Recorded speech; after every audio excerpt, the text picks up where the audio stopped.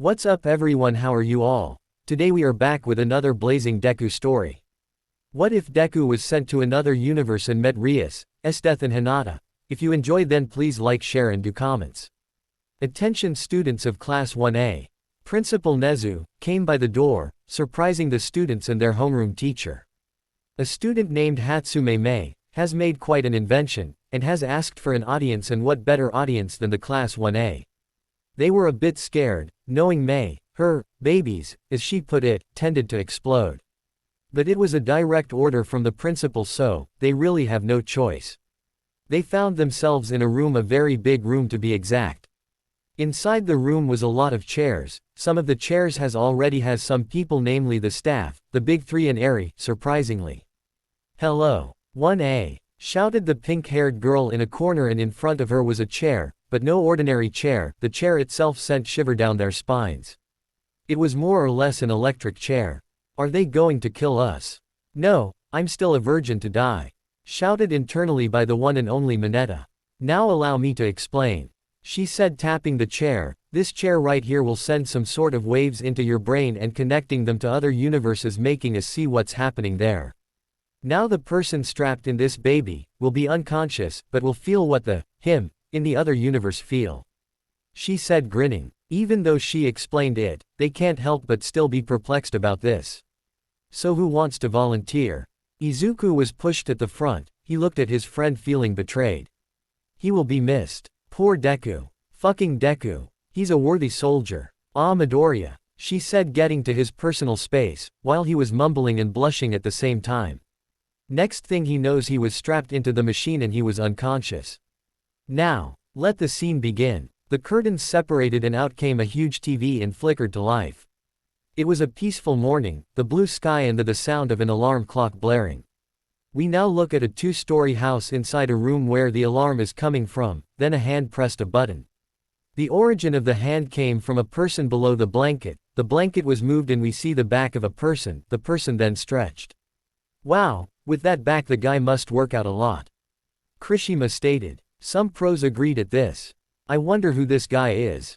Yawn. "Man, morning already." The figure stood up and went to the door. Opening the door, we finally see who was the person. Every girl blushed at this. "Midoriya. He's so hot." Pixie Bob said, stars in her eyes, while her team was eyeing her while also prepared to stop her, should she decide to jump at the stage and risk it all. Morals be damn. We see Izuku Midoriya, now 24 years old. Now with years have passed, he definitely changed. His muscle tone was one. He was not huge, he was lean with an 8-pack abs. His muscle was more defined than ever. If he was ripped then, he was very ripped now. He now also has an undercut with top of his hair just cut short. He was shirtless and only wearing some sweatpants. The girls blushed seeing Izuku's abs. "Let me go," shouted Pixie Bob while being held down by Tiger. "I have to have him." "Pixie, control yourself," Mandalay shouted. Sure, she admits that the boy was cute, but she didn't think of him that way. "Oh, says you. I'm the one who has to clean the sheets after your little." She was interrupted with Mandalay having her hand on her mouth. The girls kinda agreed on her. Izuku was hot, and they were wondering who he ended up with. Well, better prepare breakfast. He went down the stairs. Sizzle. Izuku was now cooking breakfast, while wearing a black versus neck. He was humming a tune while cooking. And he can cook. Midnight said. She has to admit, he looked good. She licked her lips. "I mean, it's only illegal if I get caught, right?" "Morning, Dad." "Dad," the audience shouted. "He has a kid. Wow, didn't expect that. I mean, he looks like an adult now, so it's no surprise that he has Kid Ribbit. I wonder what his kid looks like." He looked back, now seeing a white-haired teen, wearing the UA female uniform. This person was Eri Midoriya. Eri. Wow, she's older now. Eri herself couldn't believe it, that what she looks like when she grows up. And her father was her savior. "Morning, Eri, breakfast will be here in a moment. Can you wake up your sister for me?" "Wait, sister. He has another kid. Man, he got busy," Kaminari said, grinning. "Sure, Dad." Getting up from the table, she went back the stairs and proceeded to her sister's room. He was going to put the bacon to the plate when arms snaked its way to his waist. "Morning, honey." "Morning." He put the bacon down and turned around, kissing the woman behind him moments ago. Now in full view, we see some pink skin, horns on top. Mina. She got Izuku. Let's not forget they have kids. Everybody's attention was on Mina, who was drooling and a little hot on looking at the image in front of her. Well, that's one way to start a morning. Yep. Giving her a mug of coffee. Ew, a cute voice sounded came from the stairs. Mommy and Daddy are kissing. Oh, that's so cute. Everybody cooed, even Aizawa, agreed that the kid was cute. Chuckling, they ate their breakfast. You excited, Eri? Asked Izuku, gulping down some orange juice. For what? Shut up and watch. Yeah, and nervous. Don't be. Mina advised, your father's first day was not good either. He really a nervous wreck then. Hey, Izuku said, well, I have you remember that you married this nervous wreck. Oh my god. That's so cute. Toru said. Huh, Midoriya seems to be more confident than he was before. Everyone agreed on Iida, gone the stuttering, and here was an all-improved Izuku. Yes I did. Ew. They laughed. After some time they finished eating. Eri was at the door already with Izuku behind her.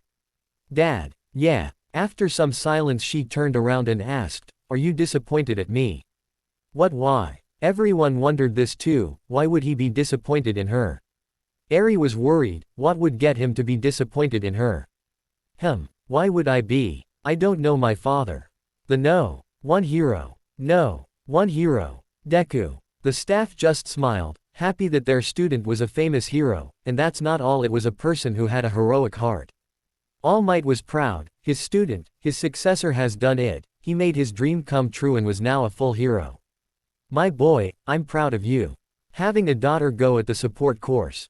She looked down. Yes, as the years passed by, Izuku became the #1 hero after some time, replacing All Might. Oh, that's why. No, I'm not disappointed. Izuku said. He put a hand on her shoulder. I didn't become a hero because everybody was doing it. I became a hero because it was my dream. And if your dream is to tinker, help heroes, build whatever gadgets you want using that noggin of yours. Tapping her head. Everybody smiled at that, enjoying the father and daughter moment that they shared. He'll grow up as fine father. Then fine. You're my daughter, and I say follow your dream. Eri was tearing up. She hugged her dad goodbye and shouted that she was leaving to her mom. She was now by the door when a voice stopped her. Hey Eri. What is it, Dad? Looking at her, he can't help but imaging at himself when it was his first day of UA. He actually saw himself standing by the door. Smiling, they were smiling. The class 1A remembered their first day. Their cute cinnamon roll was able to break his bones every time he used his quirk. Now, he was a changed man. And here he was now. You look really cool. Repeating his mother's words to her. She smiled too. Thanks, Dad. And off she went, having her own adventure. The TV turned off. Oh man, that was awesome. Yeah, who would have thought, right? Oh my god, Izu, Dad. I want him. Restrain yourself. Oh man, I wonder what we're going to watch now. Kirishima yelled. True, with a lot of universes, about Izuku there's a lot of possibilities. Tokiyami commented, clearly fascinated about the machine and the possible universes. The pro heroes was also talking. What do you think? Smintos said. There are so many possibilities out there, it will be good to watch some of them. Yes, but we all know that not all of them are going to be good. Yes. Okay. We will begin with the next one. Hatsume announced, holding the remote. Are these random? Iida asked. Yep. Anyway, begin. Hatsume pressed a button. The clouds were dark and it was raining, a weather that is similar to what is happening now. Oh man, is this a sad one? Shiro asked. Maybe. Let's just watch, the music is kinda serious. Everybody was walking in a line, all wearing black clothing, marching towards their destination. Wait, what? Someone died. It can't be Izuku, right? SSSH. Let's just watch. They nodded and continued to watch. Each step felt like a huge weight to some people. Each step was emotions came pouring all over again. Each step was an end. Katsuki Bakugo stood there walking aimlessly. Bakugo. What's he doing there? He was walking like he was in a trance, his eyes were empty. He looked in front of him and saw his aunt. She was crying, it was muffled thanks to the rain, who wouldn't cry? Why is she crying? Did Izuku's father die, or a relative perhaps? The students were asking question after question, but the pros already have a guess, but worst of it All Might had a gut feeling and he didn't like it. Please, do not be what I think this is. He looked beside her and saw his mother trying to comfort Inko, while also shedding a tear here and there. Then, he looked to his right. And there it was, a black coffin. The audience already knew this, someone died, but who is the question? How did this happen? Idiot, you know how it happened. Yeah, it was your fault. All your fault. Why would it be Bakugo's fault? Bakugo was just staring at the screen, looking at the face of himself just, empty. What happened? No. It can't be, right. No one answered him, he looked to his right. How did this happen? All he remembers was, blood, lots of it. He saw. Flashback. What's with these people? Katsuki shouted, seeing the sea of people. A bunch of idiots. Typical Bakugo. Kirishima said, with the Baku squad agreeing. Yeah, but where's Deku? Ochako asked, confused to why Izuku was nowhere and Bakugo was there. Then the sound of an ambulance came and went to the sea of people. Tisk. An accident, who's the id? His words dropped bit by bit when he suddenly saw a mop of green hair. No. No way. Fuck no. Some of the pros already knew this and some of them was in tears. All Might was. My boy, young Midoriya. Please don't be the one in the coffin. Wah. Don't tell me. He marched towards the crowd but the police was stopping him. Let go of me, fucker. He struggled and managed to slip their grasp and went to the ambulance. They were about to close the doors but he saw it. He saw him. He was, not recognizable, but he knew who that person was. It was Izuku. Everybody was silent, some were horrified to see that Izuku, their Izuku was, that injured, he was not moving, almost dead. Bakugo was horrified, staring at the screen with a pained expression. No, that's not Deku.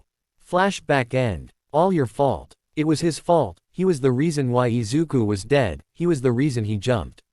One of the questions that the people were having was, why was he blaming him? Why? Bakugo, though, knew why. With this knowledge he ran to the nearest trash can and spilled his lunch. He was the reason, and only him knew that. He looked at the coffin again. De Izuku. I'm sorry. The screen turned off, everybody was just silent. They were glad that their classmate was there alive and well. Bakugo walked towards him, still strapped to his chair, and grabbed his shoulder and whispered. That's not you, Deku, you're stronger than that. Inside the room was quiet, the last one really shook them, not believing that their friend would go to such pain, and finally jumped. The pros was asking themselves what changed. What was the trigger? All Might could only stare. He recognizes the building young Bakugo saw Izuku jumped, it was the building that he crushed his dreams in the first place. I'm glad that he didn't jump after that.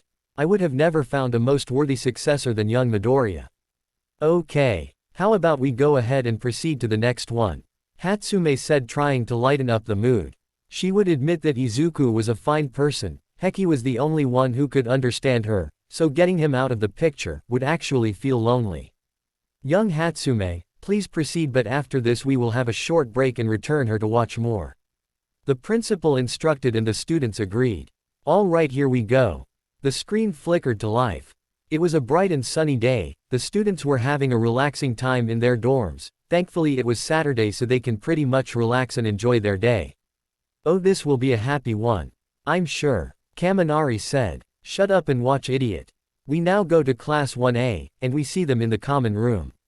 Hey, it's us. Yeah, finally. Do I really look that fat? Hey, where's Todoroki? Asked Shiro, playing video games with Kaminari. Why, you have a crush on him? Mina teased. Hell no. Sorry, but you're not my type. Todoroki said, watching the scene. I don't know, might be in his room. Why? Kaminari replied, furiously tapping the buttons of the controller. All of us are in here, so we might as well hang out. True, but we might as well let him be, enjoy his day. Kaminari raised his hands to the air, clearly winning the match. Shiro sighed. Hey! Katsuki yelled, getting out of the elevator. Hey yourself. My, you sure have a temper problem, young man. Midnight said, observing the scene in the screen. Has any one of you losers seen Deku? No. Kirishima said, coming out of the kitchen. Last I saw him he went to the shower after his training. Thanks, shitty hair. He said, now heading to Izuku's room.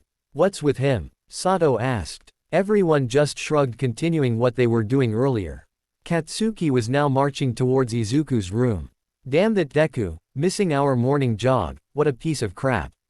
Well, someone's pissed. Shut up. Now at the door he was about to explode but a voice stopped him. And it came from inside the room. Midoriya, take off your shirt. Yeah. What the? Was that Todoroki? Why is he there? More importantly, why did he told him to take off his shirt? Oh my god. It's happening. Deku. Deku. Wait that was half and half. That bastard. This is my first time Todoroki-kun, please be gentle. First time. Deku. Some of the girls cheered, while some blushed at hearing the word, first time. He heard Izuku said and there was only one thing in his head right now. Boom. The door came off with a large boom, courtesy of Bakugo. The hell's going on in here? After saying that he gawked at what was in front of him. Someone's jealous. Kirishima teased. No, and shut up. Todoroki was on top of Izuku, they were on the bed, but that's not all. Both of them were shirtless. I approve, shouted Midnight with the majority of the girls with her having nosebleeds at the display. Some of the guys was face palming. Midoriya, I didn't know you swing that way. Heck, I can't believe that Todoroki swings that way. Silence came, for a few seconds, but was stopped when tiny explosions was heard. Deku. Wah wait. Ka-ka-chan. It's not what it looks like. You sure about that? I think it's pretty clear what was happening moments ago. Like hell it isn't. You got 5 seconds. Only 5. Well, that's not fair. 5. But. 4. No wait. 3. It's rude to barge in Bakugo, you disturbed us. This time Todoroki was the one who said that, but he just added fuel to the fire. Not helping Todoroki. If someone would look closely at Izuku who was strapped in the chair, you would clearly see he was also afraid just like his other self. 2. What's going on here, oh my? Came Momo's voice. Hearing all the screaming, some of their classmates couldn't help but be curious. What in the? Yes. The ship has sailed. That came from Mina. Deku. Is a thing. Toru yelled joining Mina. Deku. Deku. Wait, we can explain. Came from Deku's voice in an embarrassed, frantic and horrified voice. Time's up. Wait, catch. Boom. Asterisk. Oh man. Typical Bakugo. Shut up. You sure you aren't jealous? Shut up, I say. It was now a couple of weeks after the incident, the situation was explained and it was settled, leaving a depressed Mina and Toru. Turns out Izuku was very tired from training. Todoroki offered him a massage to settle his muscles. The explosion made them stumble and sent Todoroki towards Izuku. That answers how Izuku was shirtless. Todoroki only said that he came from training, that's why he was shirtless too. Oh, came from the girls. Oh man, I was really hoping for Deku. Me too. Oh man, I'm glad that Izuku's straight. Shiro said walking with Kirishima. They were headed to Momo's room to return a book they borrowed the other day. Yeah, I mean I would still support their relationship, but I'm still glad. Kirishima said in agreement. He actually said that it was unmanly for them to hide their relationship to them, but they explained and all of them apologized. Well, Bakugo just stormed out of the room, but they got the message. Anyway, we should probably return this. He gestured at the books in their hands. Yeah, come on, let's knock. Shiro was just about to raise his hand to knock. But they heard something that stopped them. I think it's too big to fit Izuku. Came the voice of Momo from the inside. What? That was Momo. Too big. Too big. My god. Izuku is a saint. Came from Mineta. Izuku's there. They leaned towards the door to listen better. Yeah, sorry Momo, it's way too big to fit there. Oh my god. Ism OMO. Ism OMO. I approve. Way too big. What are they doing in there? Both of them thought and somehow some of their classmates joined in. Izuku, you're taking her virginity, aren't you? Mineta thought with drool coming out of his mouth. We can't exactly force it, but let me try something. Sure. Oh my god. Came from some of the girls. Some of them were a little hot, and letting their imaginations fly. I have to have him. Pixie Bob. No. Restrain yourself. No. They listened in, with Jiro using her jacks to listen better, while she has some blush on her cheeks. Maybe, this is another misunderstanding. Oh my god, they're so forward. Who would have thought that Momo would be okay with this? Their classmates agreed. Maybe we got this all wrong. Ribbit, maybe they're doing something and we are just misinterpreting it. Said Suyu, remembering what happened a couple of weeks ago. Yeah, maybe she's right. I mean come on, it's Izuku. Kaminari said, gesturing to Izuku who was strapped to the chair. Her classmates agreed with her and about to back off the door when a voice stopped them. Ow! Izuku, that hurt, shouted Momo, clearly in pain. I'm sorry. The thought didn't last and their imaginations was flying again. He did it. He's a man now. I approve. Midnight said, now with a slight drool. I could probably knock him out, and burrow him for a day or 3. That was enough for them to ask questions in their heads, but most of them were. Why was she hurt? Did he do what I think he did? Midoriya's a man, but with their added weight the door couldn't handle it, and it was broken down out of its hinges. Ow! Groans of pain was followed. They looked up and raised their eyebrows. There stood Izuku tending to Momo, who seems to have her head in her hands, clearly in pain. What's happening? I'm confused. What's going on here? Uraraka asked, now confused. Oh, hey guys. What are you doing here? Izuku asked. Momo was alright now and was also wondering why they were there. We heard you taking her virginity. Mineta shouted, pointing a finger at Midoriya. Tell me, Izuku, did it feel go-ga? He was stopped when a tongue slapped him in the face, knocking him out. What? The two teens blushed and explained what they were doing. Momo decided to copy Todoroki and redesign some of the furniture in her room, but she was not strong enough. Seeing Izuku, she asked him for help. The first step was to move her closet outside, replacing it with hers. She already asked the staff and they said it was okay.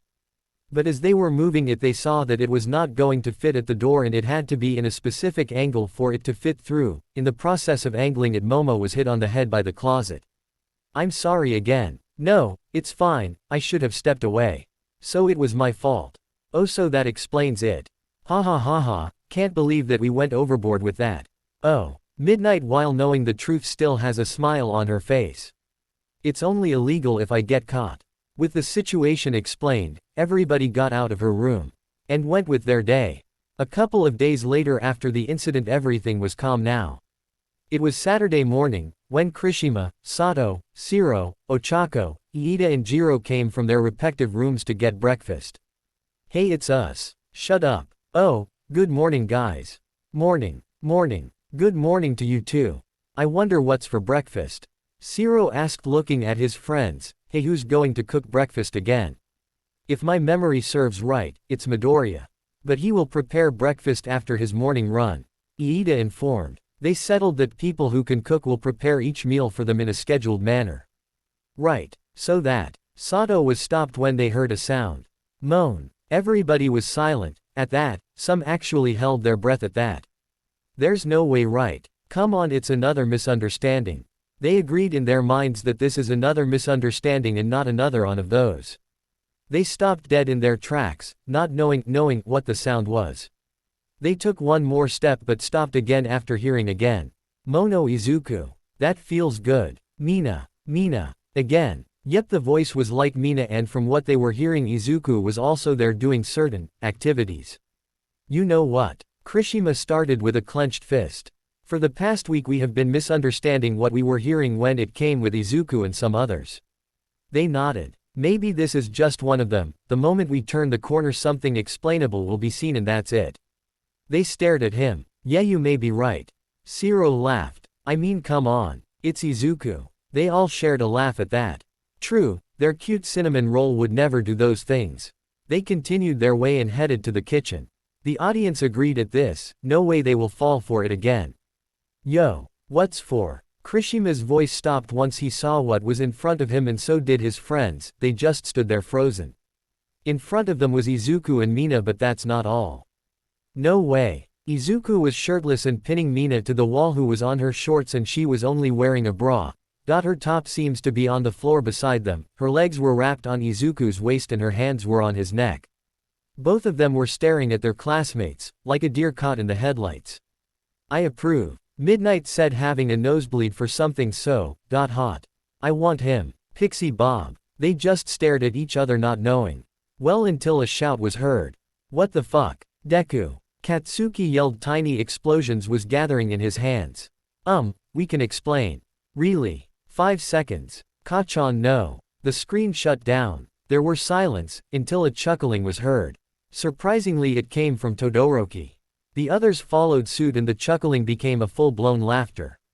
Laughter was just heard at the room, everybody joined in, even the events of the last one cannot be forgotten nor can be ignored. They know more things will come, but they were glad Izuku was here and that's it. The room was now quiet after their little laughter of the video they seen just moments ago.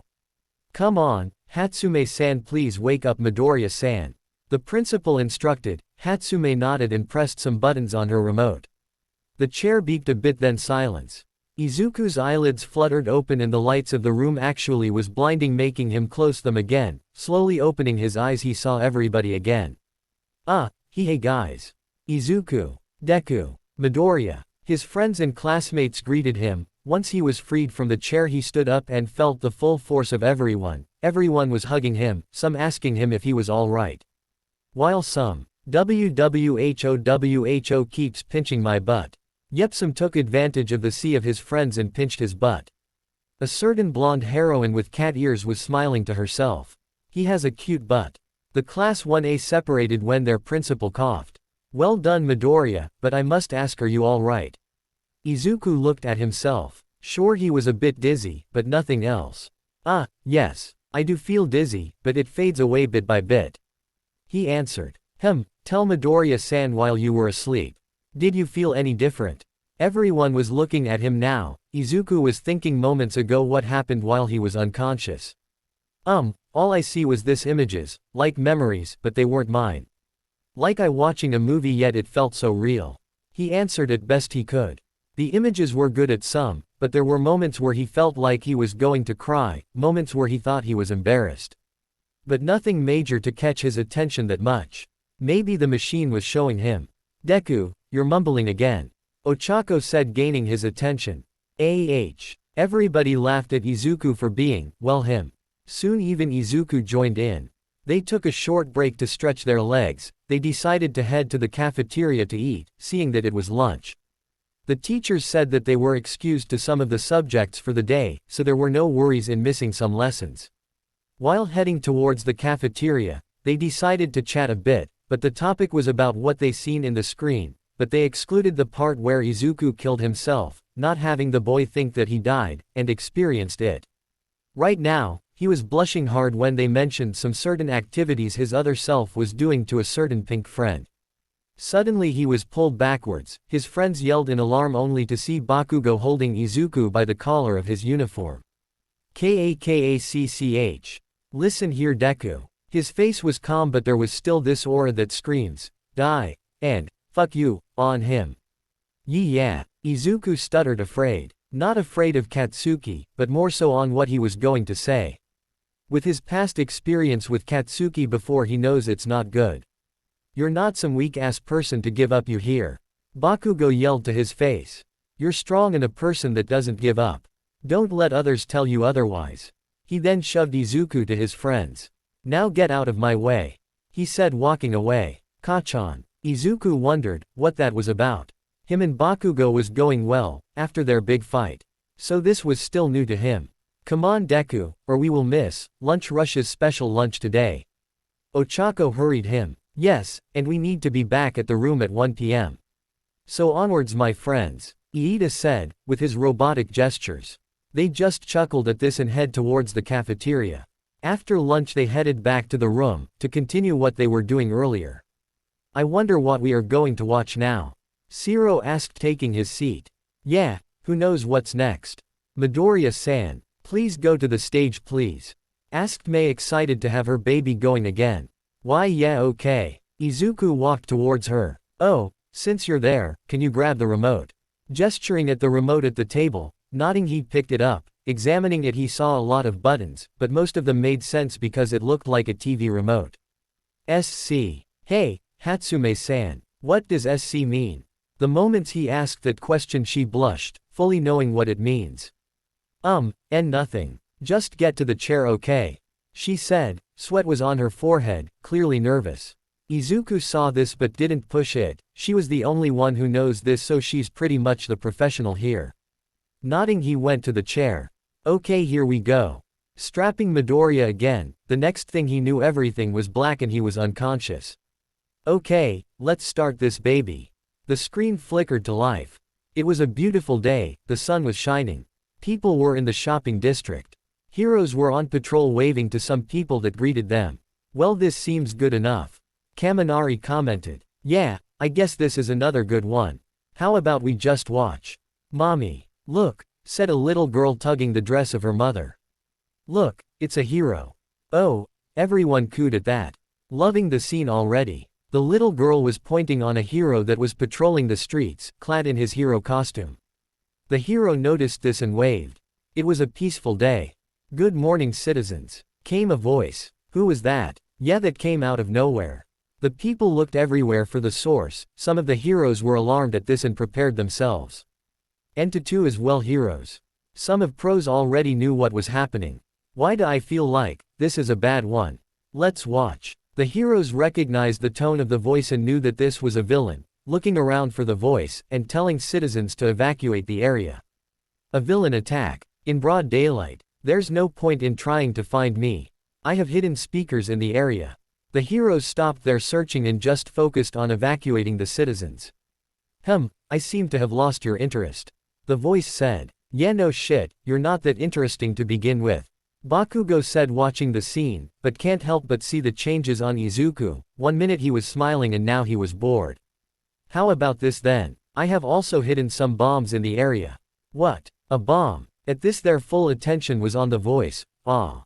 Caught your attention now, The voice laughed. They thought it was a joke for a second, but let's see, I have a countdown.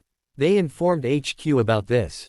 I know. 3. What? 3, 2. Only 3 seconds. That's not fair. The pro heroes agreed. There were only a couple of villains that they experienced that did this. Whoever this was pretty smart. Everybody take cover. 1. Mommy. Boom asterisk boom asterisk boom asterisk boom. They couldn't help but flinched at the explosions. Mandalay covered Kota's eyes and Mirio covered Eri's eyes. Even Bakugo couldn't help at the sudden actions that was happening. 1 minute it was peaceful and now it was chaos. A series of explosions came from the ground and the buildings in the area. The heroes covered some of the people but others were caught in the blast. Poor people. Where the hell is the backup? Aizawa said with some of the pros agreeing. Ha ha ha ha ha. The voice laughed. How about that, heroes? Go save the day and rescue everyone. Whoever this is, was clearly mocking them. They were all focused on the scene now that they weren't even talking, but some people found the voice a bit familiar. Boom asterisk boom. Another set of explosions came, destroying more and more of the city. Mommy, a little girl was crying. I want my mommy. Poor little girl. Help. Someone help me please. I'm sure someone will help, right? Please. My husband. The street was in chaos, smoke filled the area, fire was everywhere, some of the people were trapped in rubble, some were unmoving. The heroes tried to free some people, but there was only a couple they could save. Damn it. How does it feel, heroes? The voice said, a bit quieter than moments ago. How does it feel, to be powerless? To feel useless? Some of the heroes weren't there, but they could feel the frustration, the desperation, the anger that the people on the screen they were feeling. In just a couple of seconds, the voice managed to turn everything upside down. Some of the students felt a bit sick. If they were in that situation they wouldn't know how to feel. Failing to save anyone. That hurt. The heroes now dreaded the voice, clearly mocking them. Come on then, be a hero. We now see an overview of everything. The building were on fire, some of the cars were also on fire. Rubble was everywhere. But most of all dead bodies can also be seen, some were even in their own pool of blood. Some of the people had glass shards, while some had burn marks. The heroes could only save so little. Oh my god, it's chaos. A figure was on a roof of a building, wearing dress shoes, black dress pants, a green dress shirt with a red tie, a black vest and black gloves. The figure has green hair. No, fuck, no way, it's beautiful. The figure said. Please, leave them alone. There was also another person in the roof. He was a skeleton man who has blonde hair and blue eyes. It's me that you want. Isn't it young Midoriya? Deku. Izuku. Midoriya. Izuku's face was seen with a small satisfied smile. Yes, you are correct. He gestured the destruction in front of him. But I want them to suffer, from the years I suffered from them.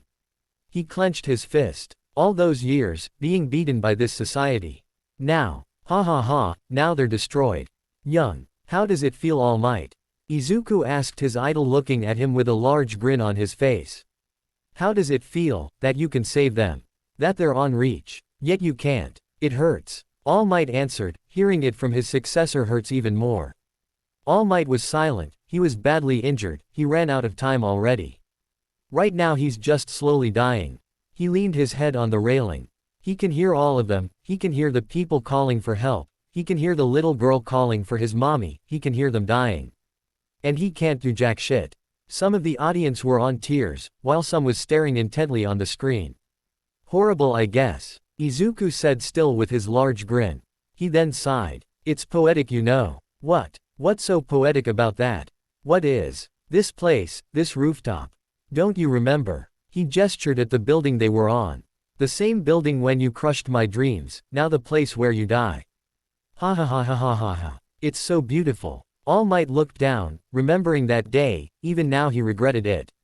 He was glad that nothing like this or the previous one happened, he found a worthy successor and that's it. End of story. All Might just stared, he was already feeling dizzy from the blood loss. No. Is he? No, no, no. And now your last moments, would be failing to be a hero. Izuku then turned to him. Good job, hero. He stood up and walked away.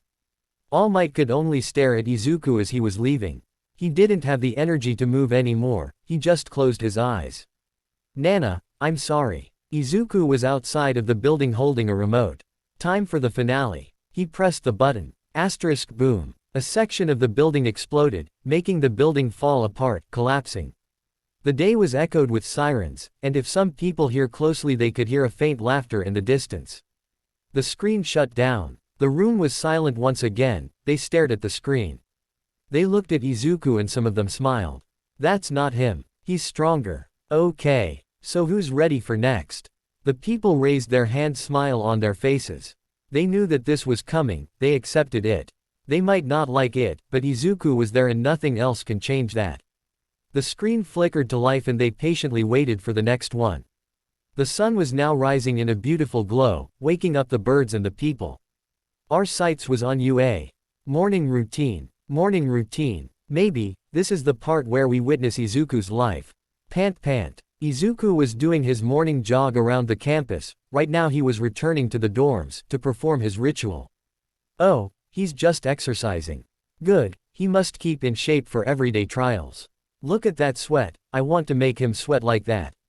Murmured Pixie Bob. Maybe I can invite him someday for training, Midnight pondered, smiling mischievously. The other pros was worried for the boy's safety and innocence. Boy, I don't know if you're lucky or unlucky. Now at the doors, he took off his shoes and jogged his way to his room. No running in the halls. Iida yelled. Everybody shushed him. Opening the door slowly, he smiled at what he saw inside. On the right was a bunk bed and on the left was a small bed. Why would there be that many beds? I don't think we approved of that. Aizawa said, looking at the beds. Light snoring was heard in the room, still smiling he went towards the left one. Snoring. Who's asleep at Deku's room? Ochako wondered. On the bed was a little girl, with white hair and a small horn on her head. Izuku lightly shook the bed in order to wake up the little girl. Eri, wake up, time to get ready for school. Izuku was still shaking the bed, when there was slight groan coming from the bed. School. I don't wanna, sleepily said. They melted at that, so cute. Izuku chuckled. Come on. One last shake and the girl was up. She opened her eyes and sitting up, a small object was dropped in the process. She let out a cute yawn as she stretched. Yawn. This cuteness should be a crime. So cute. Izuku picked up the object and it was a plushie, this plushie was a green rabbit. They got it from the arcade as a prize, once they got it Eri called it Lil Deku. Their hearts jumped for joy, knowing the name of the plushie. My heart can't take this much cuteness. Izuku's heart melted at that, as did the some of the girls he was with, saying it was very cute. Even Kirishima said that he can die a happy man seeing this. And I can. Kirishima agreed with his other self, this was too much. Izuku smiled remembering that day. It was one of the times that Eri needed time to get out and explore the world, and having a childhood she never had. Placing the plushie back on the bed, he turned around and went to bunk bed. Getting to the top, he saw a boy, at the age 5, black hair. Beside him was a hat on the front with spike-like horns on them. Kota. They yelled in surprise. No fair. How come Kota is there? He shook the boy too. Kota, wake up. The boy grunted but with a muffle. Okay. He sat up too and yawned. Izuku let him get down on his own. Knock knock. A knock on the door caught Izuku's attention. Already knowing who it was, he took Arisa's hand and went towards the door. Opening it, it was only Momo, clad in only her pajama pants and a t-shirt. Momo. She looks Hoga. Mineta was interrupted when an ear jack stabbed him. Morning Izuku, I'm here to take Eri as usual. As usual. Shut up and watch. He nodded and looked at Eri, who still slightly sleepy but awake nonetheless. You got your things. She nodded and took Momo's hands and they went to the girl's side. It was decided that Eri was to take a bath at the girls' side of the dorms and be taken care by the girls, until she could take good care of her own. It took some time for Eri to adjust to this, since her only comfort was Izuku himself, but bit by bit she was able to open up to everybody and like them, not as same as she likes Izuku, but to be comfortable around them. Momo was the one that picks up Eri, since out of all of them she was an early riser, so this was no problem at all. Oh, that explains it. Why are they there though? You're mumbling again, Kota said from behind him. This caught his attention and he chuckled. Everybody chuckled at that. It was a common thing for their friend to start mumbling. It was something that even they couldn't stop. Go take a bath and I'll prepare both of your breakfast. He nodded and went towards the bathroom. Izuku got to the kitchen and prepared the breakfast. It was now almost a month since he was the temporary guardian of the two kids. Kota was sent to him. Because Mandalay couldn't actually guard him 24/7, he was sent to UA since it was the only place for him to have that much protection and guidance. He was tasked with Izuku, because he was the only one Kota was comfortable with and Mandalay was alright with this. Eri was sent to him, because someone need to take care of her. With no family she had nowhere to go. Just like Kota she needed protection and UA can give that. He was given to Izuku because he was the only one she could trust and be comfortable with. Oh. That clears things up.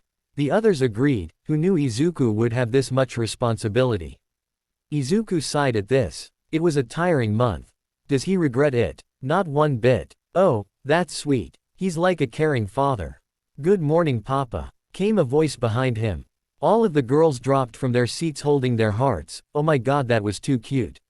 Someone help me. My heart can't take this much cuteness. I approve. He looked behind him and saw Eri sitting at one of the tables, with the UA girl's uniform. Momo just walked away and prepared for her day. Yes, Eri called him Papa. Nobody had the heart to correct her, they just accepted it. The first time his classmates heard her call him Papa, everybody almost tripped or faint, by the cute innocence behind those words. Everybody agreed at this, they fell of their chairs and that was living proof. Eri herself was fascinated at this, her papa was her savior. Some of the staff looked at the screen. This isn't actually far off. Yes, we can actually pull this off if we want to. Do we want to? Fuck yes. This was too cute and too precious to pass up. Yay, morning Izuku, said Kota sitting on a chair as well, wearing the UA boys' uniform. It was also decided that they will go to school, while they were here. At some point they were only home-schooled, for Eri's sake. But a few weeks passed and they had an education here. Not a bad idea. The principal nodded. Morning you two, breakfast would be ready in a few moments.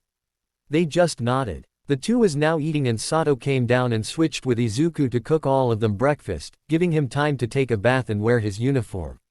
He was now going down the elevator and going back to the kitchen wearing his uniform. The elevator dinged and stopped on a floor, the doors opened and it was Jiro. Oh hey, it's Jiro. Oh, good morning Jiro-san. Morning daddy. Everybody dropped from their seats, even Jiro blushed at that. I called him daddy. To everyone except for the two kids, it sounded why too. Holy shit, Izuku is a saint. Jiro called him dad ga. Mineta was interrupted again by an earphone jack. She smirked when saying that word. It was a nickname to him now since he was taking care of two kids. Izuku just chuckled. The doors closed again and went down. Now at the main floor both teens stepped out. They got back up their chairs, now calm again. Damn, that innuendo caught me off guard. I wouldn't mind calling him that. Pixie Bob said, having her thought clouded with activities. Mandalay knew what she was thinking and hit her on the head. Now in the kitchen, most of the seats was taken and their classmates was having breakfast. Morning guys. A series of good mornings filled the kitchen. A couple of minutes later they were now off to school. Ready Midoriya-kun, a frog-like voice said beside him. Izuku looked to his left and saw Tsuyu. Nodding, he activated his quirk with Kota on his back, and Eri on Tsuyu's. They went to a building right beside the main building. It was only his two-story building. Good morning you two, greeted Recovery Girl. This building was where they were studying. They made this building specifically for the students who have siblings and they needed to be transferred here. Morning, good morning. Tsuyu's sibling was also here, so this gave her an excuse to visit her, and Eri and Kota needed to get here. So the staff gave them permission to use their quirks as long as it was only used when they were getting Eri and Kota to their class, in order not to be late. Oh, that makes sense. Oh man, this is nice one so far. I guess this is a family genre then. They said their goodbyes and went to get their own days. The kids got sick. The kids got sick. I guess we're watching moments where Izuku is a dad to them. OMG. That's so cute. When Eri and Kota got sick, Izuku was with them for the whole time they were sick, never leaving their side except for taking a bath, getting something to eat, going to the bathroom, or getting whatever they need, either it be food or medicine. Wow, who knew Izuku can be a worrywart when it comes to this? Man, Midoriya sure is one heck of a dad. Kaminari said as he saw Izuku taking a tray with 2 bowls of chicken soup to his room. Yeah, it's so cute. He's like a doting father. Toru said from her seat. Agreed, Midoriya-san would be an excellent father when he grows up.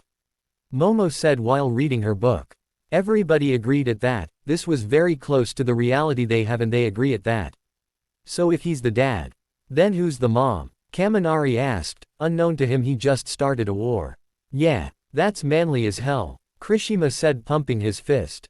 Shut up, shitty hair. Movie night. We see Izuku, Eri and Kota on the couch. The lights were off and the only light source was the television in front of them.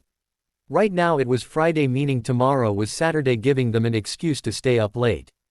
Right now they were watching a Disney movie about a robot trying to clean the filthy world and meeting a white advanced robot and falling in love.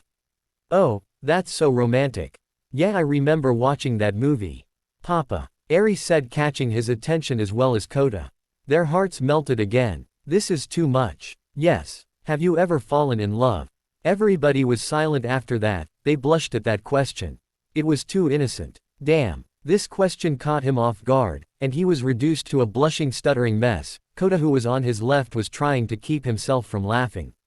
Ha ha ha ha, man, he finds this too funny. The others agreed. Good thing she didn't ask where babies come from. That's a whole new level of awkwardness. Yeah, sure I did. Really? Yes, Eri, I did. There was silence. Kota calmed down but was still smiling. They were enjoying the movie again. What does falling in love feels like? This caught his off guard again and almost got out of the couch. Kota was covering his mouth, finding his guardian in a funny moment. He couldn't just help himself. Izuku tried to find the right words to say. He said it slowly and clearly as he could.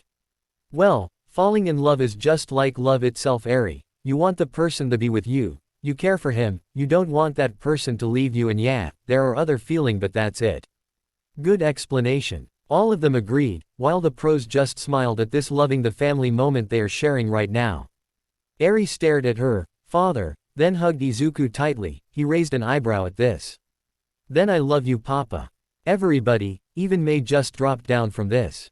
This was too much, too innocent, too cute, too heartwarming. Damn, I can die a happy man. I approve. Midnight thought while holding her heart, trying to calm it down. This of course melted his heart and didn't have the heart to correct her or explain it further. I love you too, Eri. He looked at Kota, then pulled him closer. You too, Kota. The kid just grumbled but had a smile on his face. They continued to watch the movie. Oh, that's so cute. He's a great dad. Everyone agreed. Unbeknownst to them, Momo, Ochako, Tsuyu, Toru, Mina and Jiro was in the corner. All of them have a smile on their face and a hand to their heart, watching and hearing the heartwarming scene. They came down to surprise them, but after that they didn't bother and went back up. With one thought in mind. He's a great dad. Growing up. It was Saturday night, Class 1A decided to have a movie marathon. Izuku excused himself and said that he needed to help Eri and Kota get settled to bed. They agreed and got ready for their movie marathon. Izuku got to his room and opened it, but to his surprise Kota and Eri were already on their bed. The sudden noise of the door might have woken them up. "Hello Papa." "Hey Izuku." He walked towards them. "You guys already got yourselves to bed?" "Yeah, Kota helped me with brushing my teeth and I already took my bath." "By yourself?" Izuku asked. There should be at least someone watching her, who knows, maybe she could have slipped. "Yeah, of course Izuku, we can take care of ourselves now." "Yeah," Eri agreed, hugging her plushie tighter. "Oh, well, good night then." He walked towards the door and slowly closed it, hearing a "good night" from the both of them. He walked back to the common room to join his friends. "Oh, that was quick," Shiro said, finally noticing Izuku. "Yeah, ha ha ha. They were already on the bed when I walked in." "Oh, Eri took her bath," Momo said, surprised. "Alone?" Jiro added, surprised also. "Yeah." Izuku chuckled at that. "Oh man, sound to me they're growing up. Maybe they won't need Papa Izuku anymore," Kaminari said without thinking. Everybody had their eyes widen at that and glared at Kaminari, the one on the screen and the one in front of them. Kaminari tried to explain but to no avail, just accepted his fate. Even him knows that it wasn't a good idea to say that. Everybody looked at him with a glare, even Bakugo was giving him a death glare that screams pain and suffering. Some looked at Izuku at worry. And they were right. Izuku just stared at nothing, deep in thought. He was right, there will be a time where they won't need him anymore. They will grow up and will drift apart from him and settle with their friends, find love and get their own life. They will love him, but be more focused on their life than him. And he will be fine with that. He will smile and watch them grow as any parent should. Oh Izuku. Some pros knows what this feels. This was a job of a parent. It was always sad seeing their children drift apart from them, but it can't be helped. Don't worry young Midoriya, you are a great father. He didn't notice it, but a lone tear was dropped on his eyes, and his classmates was alarmed at this. Kaminari seeing this panicked and tried to apologize. "No, man, I mean that, Gah." Someone grabbed his collar and dragged him outside. The one that was dragging him was Bakugo. "Serves him right. Rest in peace. I'm still alive. Come here you jackass." A loud boom was heard, followed by a pained cry. What he was trying to say. Jiro said, putting a hand on his shoulder, "You're a great dad." Everybody agreed at that. Izuku smiled at that and just nodded. But looked down when he felt something was tugging his shorts. Looking down he saw Eri and Kota with tired eyes. "Huh, what's the matter you two?" he said, kneeling down. "We can't sleep," they both said at the same time. They smiled at that. It was a long time before that happened. Right now he was a father to them. Izuku smiled at this and picked them up and headed towards his room. There will be a time where they do grow up. But right now they were still his kids to take care of. The screen turned off and everybody sighed. That was good. Yeah, it was cute. Yeah, Izuku was great at that. Everybody had their own conversations, but they were silent when someone asked. "Hey, Hatsume. What does SC mean?"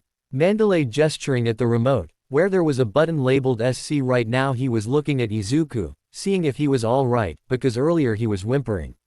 She knew the reason why now, he was crying. Probably feeling what his other self was feeling moments ago. "Well, you see, ha ha ha." She laughed nervously. That was a special button that needs to be more or less avoided. "What? It's Hatsume was trying to form words to explain or to avoid explaining it altogether. "Hatsume-san, we need to know everything that will happen to our student," the principal said. The conversation attracted everyone's attention and now was also curious on what the button stands for. "So, Hatsume-san, what does that button do?" She pondered at this, then sighed. There was no way she was disobeying the principal, so she mumbled the answer. But it was so quiet that nobody heard it. "Come again," Mandalay said, getting closer. She took a deep breath. SC stands for content. She blushed while saying this. Everybody was quiet at this, well except for one. What? So that means we're going to watch porn? Mineta screamed, excitement clearly on his voice. This of course angered some people, mostly girls. See, this is one of the reasons I don't want this to be shown. Mei exclaimed, pointing at Mineta. Tell me, why do we still have him in our school? Aizawa asked the principal. Oh, I was actually thinking of expelling him.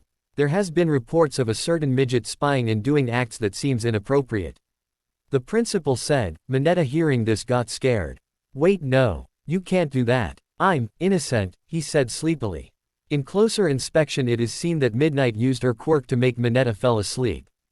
Good job Midnight. Smintas, can you please take him to infirmary? Smintas agreed, grabbing Mineta and heading to the infirmary. Now, we that out of the way. Can we watch the SC? Sure, I'll put it in random again, but this time with the SC. Mei said, fiddling with the remote.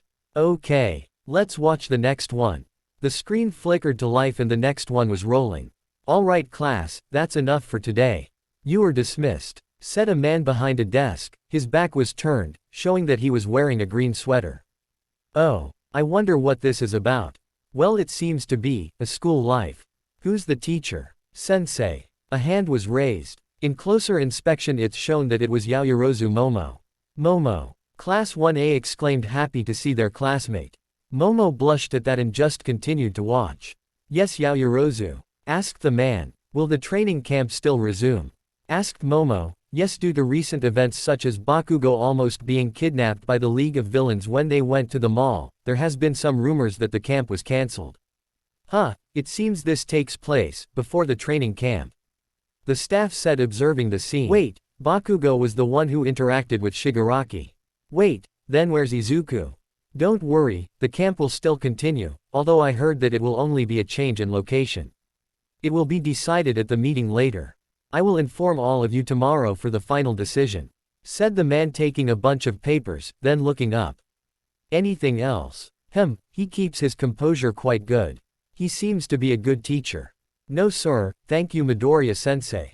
She sat down. Midoriya-sensei. Everybody said, surprised. Izuku's a teacher. Oh, all the fantasies I can come up with. Pixie Bob thought with dreamy eyes. Oh man, sensei, I need extra credit, Midnight thought with dreamy eyes, her hand dangerously close to her crotch. The man's face was finally revealed, revealing the one and only Izuku Midoriya. Now 32 years old, he has a 5 o'clock shadow, his hair now cut short. Oh my god, he's hot. The girls said on their thoughts. Even some of the guys from class 1A was questioning their. Good, now all of you, go home. Yes sir. An hour later. Man, I'm tired. Izuku was now in the teacher's lounge. The meeting took an hour discussing where to go, what to do and everything. The teachers nodded, knowing full well how it feels in those type of situations. You said it buddy. Looking at his front he saw Present Mike, a fellow teacher friend. That took forever. Yeah, Present Mike said. Indeed, getting home, I'm heading to bed. Aizawa said, 2 seats apart from Present Mike. Don't you already do that even while class is in session? Izuku said, smiling at Aizawa's behavior. Oh, he got you there. Present Mike said, pointing at Aizawa. The students chuckled at that. The man just grunted, taking his bag. He went home. Hey, wait for me. Present Mike looked at Izuku. How about you not heading home yet? Nah, I need to finish some papers for my class. You guy head on, he said, gesturing at the papers beside him. It was not a lot, he pretty much do that at home if he wants. The teachers looked at him with pity. They were heroes, but paperwork was always a pain. Okay, see ya tomorrow, he said, then leaving, catching up to Aizawa. Izuku sighed and began to do the papers. He looked up when the doors slid open. The person was Midnight. Could it be? Midnight thought, looking at the scene in front of her. Oh, you're still here, Midnight said, surprised, but she smiled and walked to her chair, which was beside Izuku. Of course I'm still here. He then looked up from his paperwork and looked at Midnight. Can't actually leave without my wife. Wife, everybody said. Pixie looked annoyed and jealous, while Midnight looked at it at anticipation. Oh, you're so sweet. She kissed him and he kissed back. Kissing was the plan. Well, now she decided to add some tongue action. Oh man, this is hot, Kaminari said, Feeling something stirring in his pants, the girls didn't do anything, too focused on what was going on, and feeling something on their crotches as well. They were fighting for dominance, but Izuku learned a thing or two. He put his hand on her thigh and squeezed. "Oh my god, this is so hot," Midnight said. Her hand was on her crotch, her legs were rubbing each other. This of course made her moan, enough time for Izuku to gain the upper hand. They were at it for a couple more seconds. When suddenly the door opened. "Oh man, cockblucked. Serial C. It was getting good. Can't believe you forgot your bag." Aizawa grumbled, at present Mike, who was heading back to his desk. "Oh, fuck you. I said I was sorry." "Fuck you as well. Shut up and get your bag already." Aizawa looked at Izuku and Midnight. You two aren't going home yet." "Nah, I need to finish this paperwork so I can relax at home," Izuku said, focused on his work. Midnight smiled. "Yeah, he's almost finished so I can wait," Midnight replied, looking at Aizawa, who just shrugged and waited for his friend. Unbeknownst to them, something was happening between Midnight and Izuku. Izuku's member is out and being stroked by Midnight. Oh man, he's huge. Everybody was surprised at this. Their cute cinnamon roll was packing something that huge. Mandalay just stared. "Oh man, that's huge. Would that Eve Phi?" She slapped herself for thinking this. She was older than him. This wasn't right. "But you want him," a voice in her head said. Stopping her thoughts and just focused on the what was in front of her. Kota and Eri was wearing blindfolds and headphones to block what this was. Amazingly, Izuku is giving a good poker face. Midnight, seeing this, decided to tighten her grip and stoke a bit faster. Izuku just twitched his eyebrows, but kept his poker face. "Oh wow, he has a good poker face," Present Mike said. The other guys agreed to this. If they were there, they wouldn't last for a second.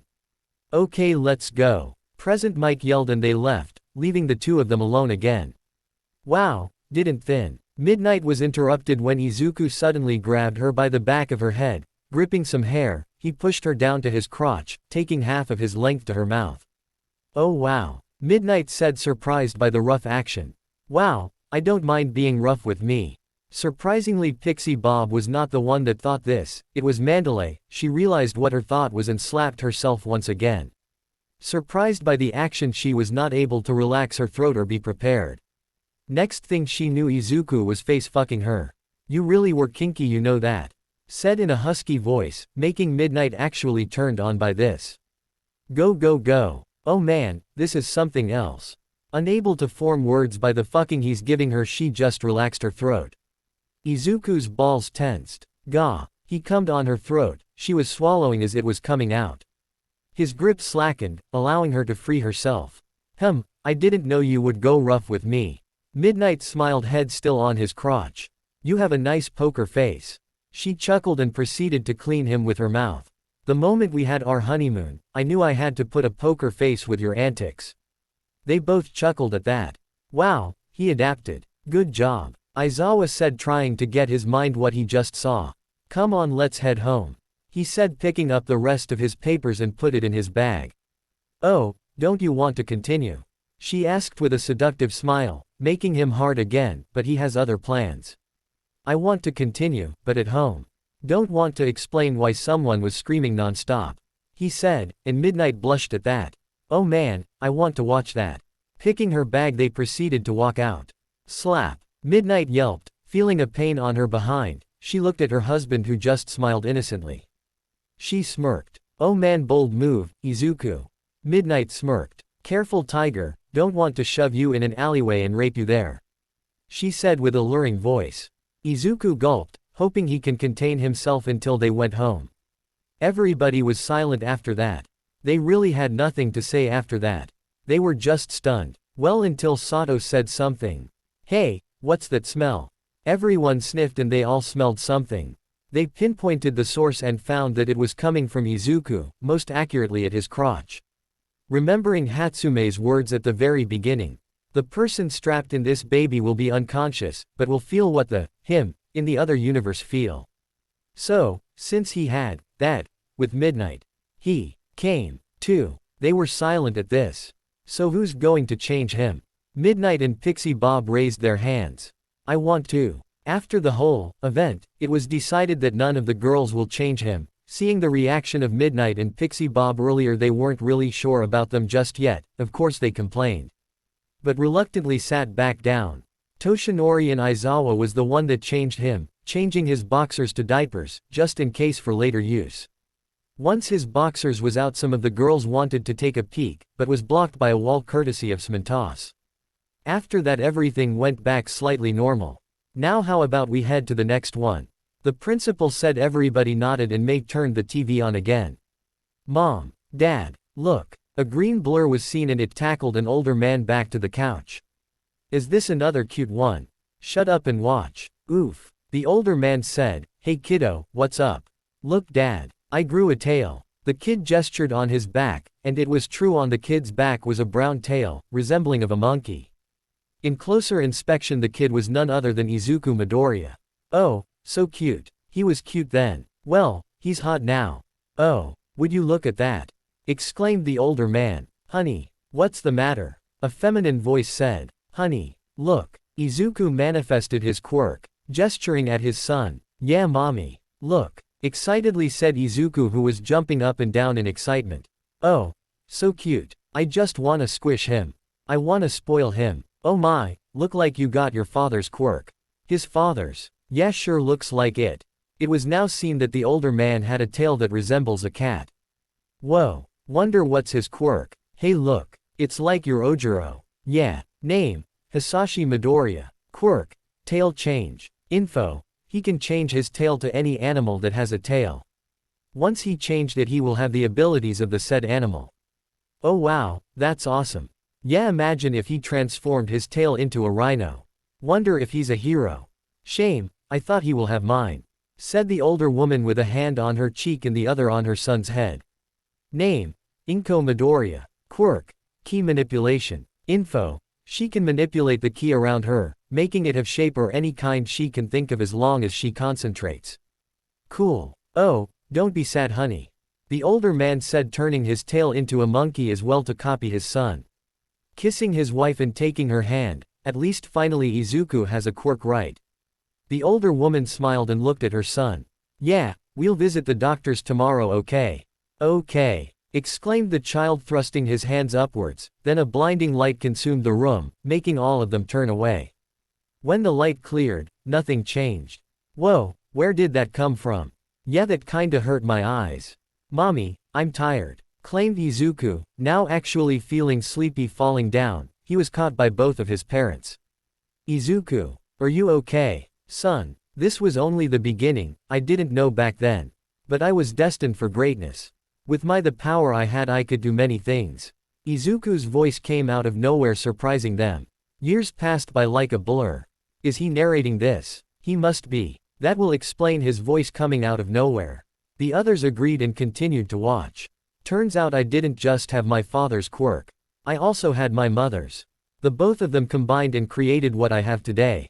With my mother's quirk being key manipulation, I was able to get that, but the difference was that I didn't use the energy surrounding me, I used my own energy.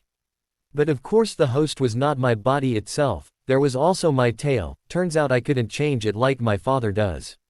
It's connected to me like my power. Cutting it off will reduce my power to 50%, it will regenerate, but it was slow. Many things has happened the past few years. I saved Kacchan from a slime villain. An image of Izuku pulling Bakugo off a slime villain, then sending a large key wave. Oh wow. Saved your ass there. Shut up shitty hair. After that All Might came to me and said that I will become a fantastic hero. An image of Izuku bowing in front of a skinny All Might. Inheriting his power. An image of Izuku in a beach with All Might beside him. Inheriting. Well, this is another universe.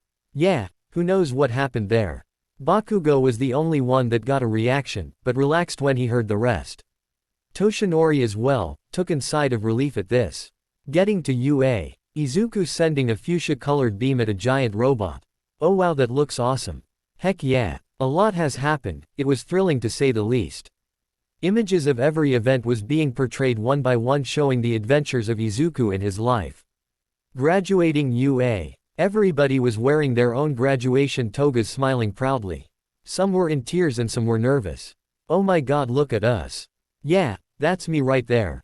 I look good. The teachers were just smiling to themselves, seeing their students grow up like this, and graduate was satisfying. Becoming a pro. Everybody was now in their costumes going to their own agencies, patrolling and enjoying their lives. Everyone cheered at that, they were pros. But nothing could prepare me for this moment, this rush, this nervousness, this was it.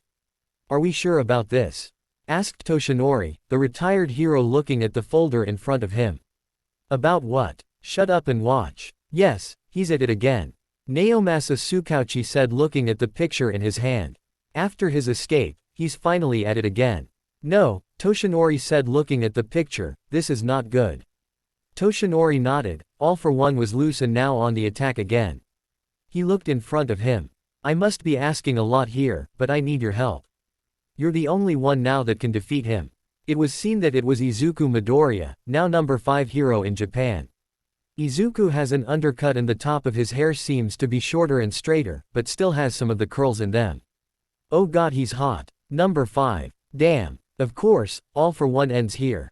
Good. After that the next day came, this was it.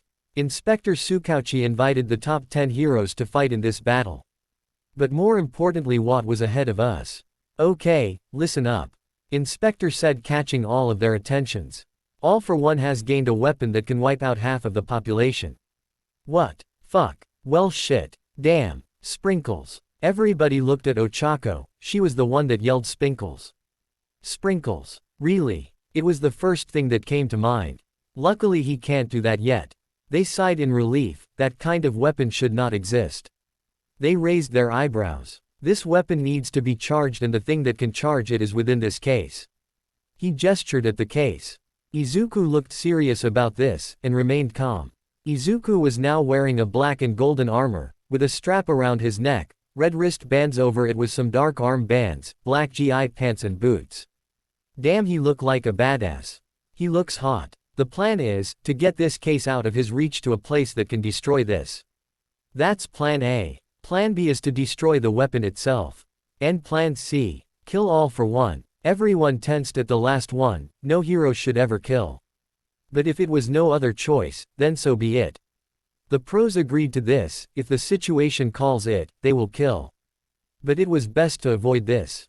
That was the plan, we made other plans for everything so we can be prepared. But, nothing could prepare at us on what we had to fight. Shame really, said a rough voice. Wait, what's happening? Everybody shushed Kaminari. All of you looked promising, but yet all of you disappoint. The person's back was shown, showing a lot of scars, and at the center of it all was dagger-like object embedded to his back. Ew. Is that the weapon? The person extended his arms. You didn't expect the weapon to be embedded in me now, didn't you? He looked at his hand and it moved, changing to green, then chains, then reverting back. I got the quirk from a person named Awase. Pretty neat, but he was weak. Around him were unconscious bodies. He outstretched his arms to the sides. This is my power, I'm AAALL4 Oni. Screamed a voice, a green-like energy was tearing the ground and heading towards All for One. It was revealed to be Izuku, with an angry expression on his face with his fist reared back. Ah! He punched All for One in the face, creating a sonic boom and making him head towards some buildings. Boom bitch. Yeah, take that. Pant pant pant. Izuku's armor was damaged. Half of it was destroyed, showing his muscles. Every piece of armor he has cracks on them. His pants were teared in some places, but he didn't care. Damn, he's strong. The moment we were here he was already in the offensive. He said, looking around at his comrades, damn it. He was already fighting him before, but he sent him far back, making his trip longer than it should. His instinct screamed at him. He raised his fist to a cross, blocking the attack, but it sent him back. Oh, isn't it Izuku? All for One chuckled. Ready for round 2. Izuku was already upon him, sending a flurry of kicks and punches at him. It was all blocked or countered by All for One. Go get him, Izuku. Yeah, beat the shit out of him.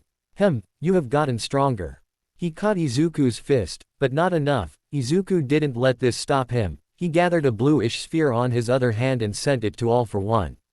One hand Kamehameha. Oh, that's epic. Damn, that looked sick. All for One was sent back, releasing his grip, but that didn't stop Izuku. He was already behind him. Sending an elbow to his spine, then kicking him in the sides, sending All for One launching.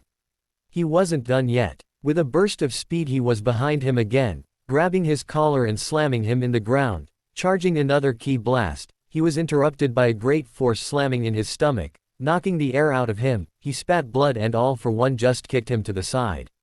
I can't give up. He tried to get up, but he only coughed out blood. Come on Izuku, don't give up. All Might was just looking at the screen, his eyes glued to it. Young Midoriya, stay safe, don't give up and keep fighting. Clap clap clap. Bravo young hero, bravo. That was a great fight. All for One clapped, he had scratches here and there. But your time is up. What's he talking about? Yeah, Izuku was smashing earlier. Yeah, the hell you're talking about? He only smiled. Thud. Hearing a thud he looked behind him, only to see Naomasa Tsukauchi, being held by his collar. His forehead was bleeding and his arm was clearly broken, but what surprised Izuku was the person who was holding him. It was All for One himself.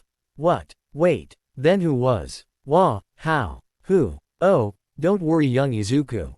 You were fighting the real me, the one you're seeing now only has 3% of my full power. All for One explained. The one holding Naomasa tossed the case to the real one, dropping the inspector. The clone turned into liquid, then returning back to All for One. Ah, to feel whole again. He opened the case, to reveal a sphere-like object inside it glowing. Ah, to complete what I was supposed to do. Taking the sphere then the dagger. With this I can erase half of the world. Then ruling the other. He put the sphere in the dagger, a robotic voice was heard. Charging status, 5%. Oh no. This brought Izuku back, and he tried to stand up again. Come on don't give up. 15%. He was now on his knees, gritting his teeth he pushed himself. Stand up and fight. 36%. You still try to fight. All for One chuckled, you really are a fascinating being Izuku Midoriya. Come on you can do it. 54%. Ah. Izuku was on his feet standing. 75%. Charging whatever energy he had left, he charged at All for One. 85%. Ah. Charging his fist with ki, he strike All for One. 90%. Good one, but not enough. He flicked his wrist and Izuku was sent back. Izuku stopped himself, still standing and ready for another fist but 100%. No way. Goodbye. All for One slashed the dagger upwards and it sent a wave of white light everywhere. No. Everything was white. The people around the world saw the white light. Mommy. What is that? Hold my hand sweetie, mommy has you. The people at the hero headquarters saw the white light, already knowing what was happening they looked at each other. Gentlemen, it has been an honor standing by your side. Some were fighting back teachers, while some couldn't believe what was happening. Did the villains won? The Midoriyas were watching by the window. Honey what's wrong? Hisashi asked. Look out the window, she said pointing at the window. He looked out and saw a white light approaching them. They held hands. Heck of run we had. Hisashi said holding his wife's hand tightly. Yes, it was a good one. One that I can be glad that I was in. Inko smiled holding her husband. They were enveloped by the white light. Some tears were dropped by this interaction but nobody said anything to stunned at what they were witnessing. Izuku was standing there, after the white light, nothing happened. What? He asked looking around. Wait, but nothing happened. Everybody just waited. Oh, the people that will be gone, will be the people that are weak. Only the strong will survive. All for One explained, tossing the dagger aside. What? Izuku asked enraged. He heard a faint voice. Ku. Looking to his left he saw Uravati, also known as Uraraka Ochako. Ochako. Oh thank God, she's all right. Ochako. Forgetting the pain in his body, he went towards her. Reaching her he grabbed her. Izuku, I. She never finished as her body then cracked and then turned to dust. Wait what? Nobody believed what they just saw, Ochako just turned into dust. No, this can't be happening right. Right. The last one was more in desperation than anything else, everybody just watched too stunned to what was happening in front of them. Wah. He tried to grab the dust but he didn't succeed. No. Zuku. Looking to his right he saw Bakugo. Kachin. Holding his hand he went to his friend. No you're going to be fine, you hear me? You're going to be fine. Please be fine, don't turn into dust. They prayed in their heads, some were in tears at this. Some were still fighting, trying not cry at the scene even though it was painful. Back then, I was scared. I just saw one of my friends disappear right in front of me. I thought that was it, but I don't feel, he was reduced to dust. Izuku just stared desperately, trying to salvage everything. No. Looking around him, all he saw was his friends and comrades vanishing into dust. Oh, Izuku. Everybody didn't know what to say. This was too much, too sad and too painful. No, wait, trying to form words was not an option anymore. He just felt alone. Right there I felt loneliness, sadness, depression. Scared. He clenched his fist. Anger. Well, looks like it is done. Although some people that are strong enough can slow down the process, oh well, I'll kill them instead. He began to walk away, but a loud cracking of thunder stopped him. You bastard. Oh, he's pissed. Thunder again. Lightning was forming as the dark clouds start circling. Each thunder, Izuku's hair stood straight up, then coming back down. Izuku was grunting with the ground beneath him started rising up. All for one just stared. Whoa, something's happening, Sato said. Correct. What's happening? His power is rising up. How? You bastard. Lightning. You will pay for that. A huge gust of wind was erupted, so powerful that it was sending All for One skidding back. What is this? The gust of wind stopped. All for One looked at the source again, but found nothing. What the where did he go? He was interrupted when a pain in his side. But that wasn't all. His collar was grabbed and he was repeatedly slammed to the ground. Yeah, take that, bitch. Everybody cheered at the beatdown that was happening. All for One was getting beat up and they were enjoying it. Gah. He was then tossed. Gaining his composure, he looked at his attacker only to see Izuku. But something was different. His hair was now straight up in gold and his eyes were now glowing. He was surrounded by a golden aura. Whoa. What the? I don't what's happening, but that's awesome. Koda exclaimed, seeing Izuku being a badass. Surrounded by a golden light was a plus on that. What is this? This. Izuku gestured to himself. Is your end. Oh, he's pissed. Tisk. Don't get boy. All for One charged, but only widened his eyes when Izuku was already in front of him. He tried to use his quirks, but Izuku was too fast and sent a punch to his stomach, spitting out blood. He was sent to the air. Oh, that got him. He's fast. Strong too. The pros observed, this Izuku seems to be a good fighter, and the boost that was made it even more sharper. Impossible. All for One growled. I will not be beaten by the likes of you. He sent all of his quirks to his right hand, intending to finish this in one attack. Izuku, seeing this, readied his attack as well. Putting his hands to his front, he felt the familiar energy gathering around it, bringing it to his side. A blue sphere was on his hands. Why do I feel like shit's about to go down? Me. Rocks was beginning to rise up as he was gathering his attack. Hey, let's go to a barbecue after this. The voice of Kirishima was heard, with the rest of his class agreeing. Said boy was surprised to find his voice in Izuku's memory. This foolish. All for One said any second his attack will be done. Oh my god, this will look good on you. The voice of Ochako said when they went shopping. The Ochako earlier still in their minds was still there. You better be alive after this, Izuku, or I'll kill you myself. Kachin. Me. You'll be a great hero someday, son. His father. Yep, all around people will know your name. His mother. I'm proud that you're my successor, All Might. Die. All for One launched his attack. Izuku sending his attack, a huge blue beam. The two attacks clashed. All for One growled. Beaten. His attack grew larger, almost overpowering Izuku's. Hey, get back to me, you hear? The voice of Mei said, their talk earlier still in his mind. Yeah, of course. Wait, was that Mei? Izuku looked up, with a very determined gaze. Taking a deep breath and giving it his all. His attack grew 10x larger, overpowering All for One's. No. The beam covered him, his body slowly being destroyed. Damn you, Daman Yu. His body now gone along with the blue beam. Yeah. Everybody cheered at that. The villain was defeated and now gone. Izuku was now panting, his hair now back to its usual green. I did it. He did it, yet he's sad.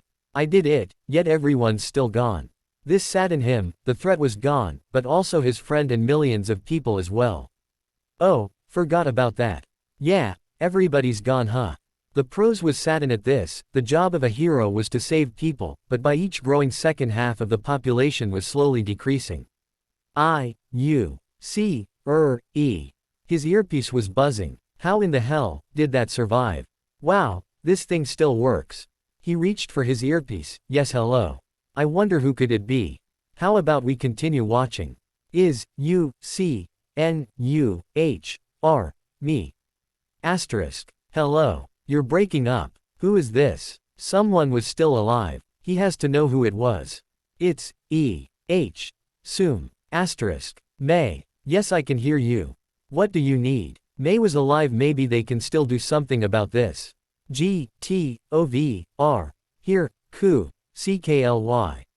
Asterisk. He didn't need anything else. The message was clear. With everything he had, he launched himself towards May. He barged in. May. Where are you? I'm right here. Came a voice behind a desk. Well, she's alive, so that's good news, right? Yeah, maybe she can make something. She can write. May, I'm glad you're all right.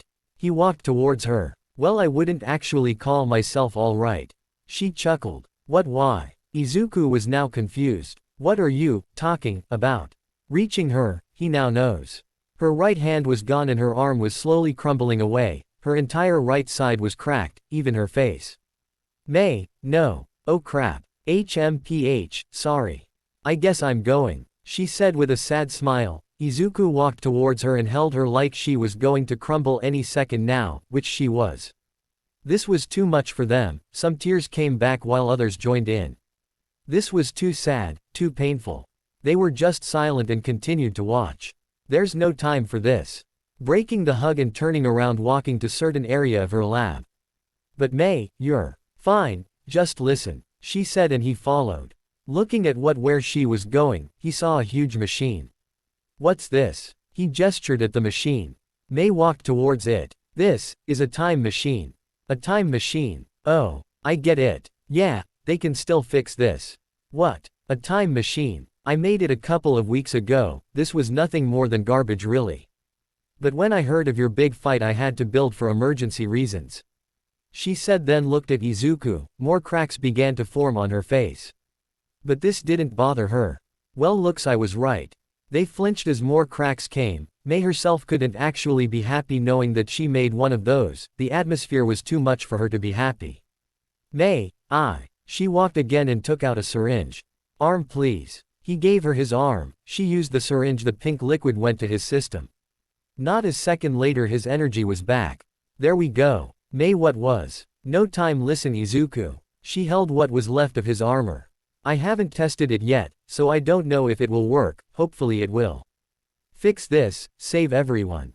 She hugged him tightly. Izuku hugged her back. Right now there was tears on his face. He doesn't want her to go. If this doesn't work, then he won't see her again. Everybody was in tears now. This was so sad. Everything was a roller coaster of emotions. They didn't know what they should feel.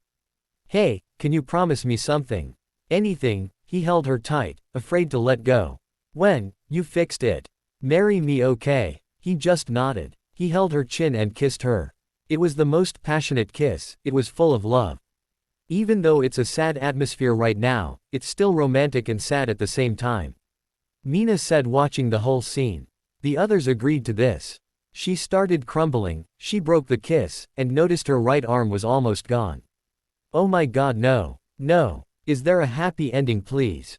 Yeah. I don't care if it's a spoiler. I want to know if there's a good ending. More cracks began to form.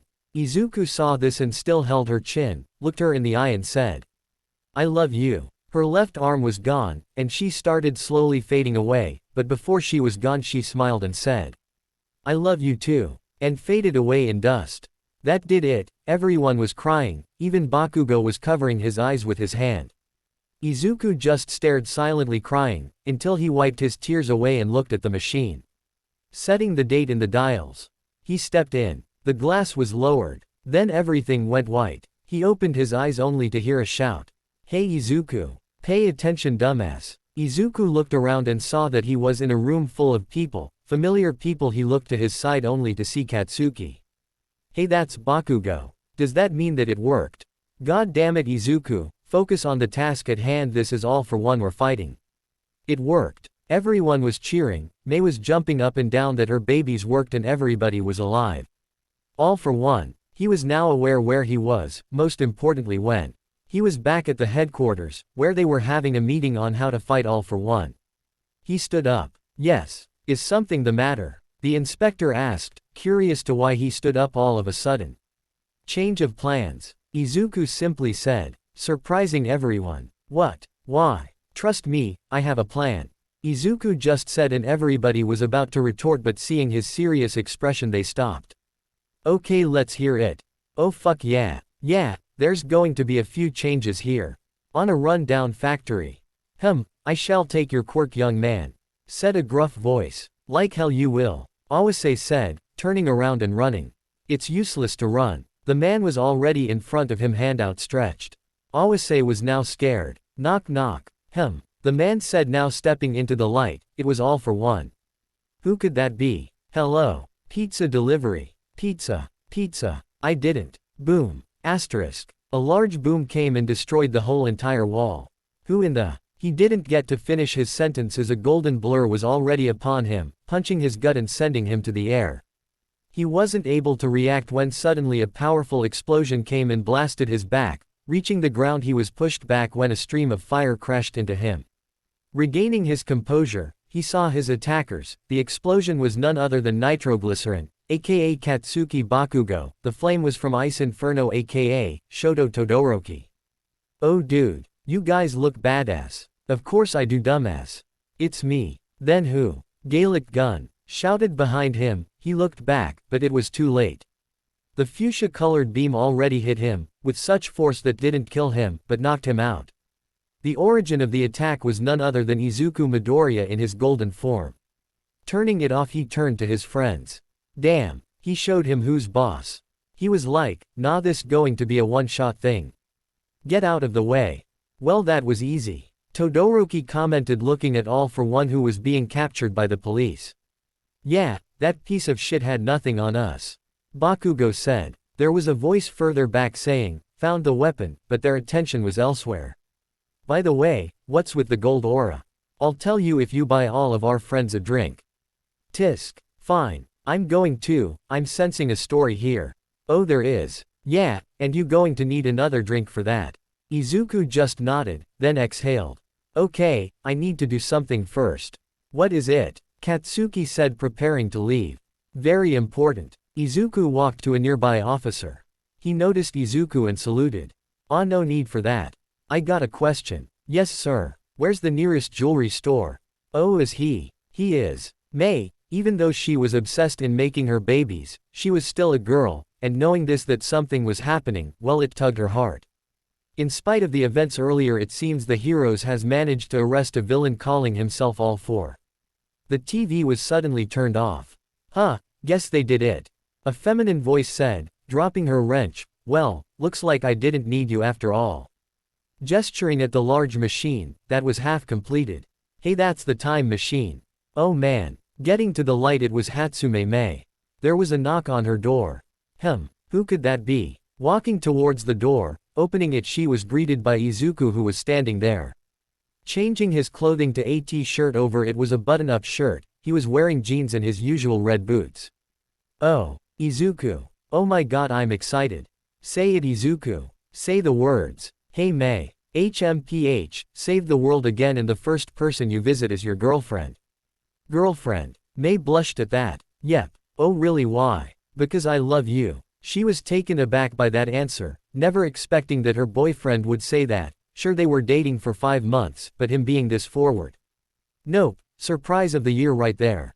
Mei's face was now the same shade of her hair. Well hahaha, thanks. And besides, he started walking towards her. She took a step back. Never has Izuku been this forward. You're the reason it was saved in the first place. True. What? Your machine. My baby. She corrected Izuku's other self. You would think being her boyfriend would make him learn that. Is she really just accepting this? My baby. She corrected. Of course. Right, your baby, your time machine.